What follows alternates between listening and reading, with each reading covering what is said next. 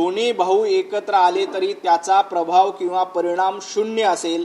आपण बघितलं होतं की मुंबई महापालिकेमध्ये बेस्ट कामगार युनियनच्या निवडणुकीमध्ये दोन्ही ठाकरे बंधू एकत्र आले, त्याचा परिणाम काय झाला? त्याचा काहीही उपयोग झाला नाही।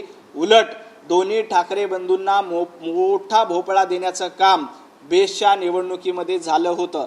आता देखील महापालिका निवडणूक असो, जिल्हा परिषदा निवडणूक असो, यामध्ये दोन्ही भावांना एकत्र येऊ द्या, एकमेकांच्या विरोधात लढू द्या किंवा अजून कुणाला सोबत घेऊन लढू द्या, जनतेचे आशीर्वाद महायुतीलाच असतील, जनतेचे आशीर्वाद देवाभाऊंनाच असतील, यामध्ये अजिबात शंका नाही।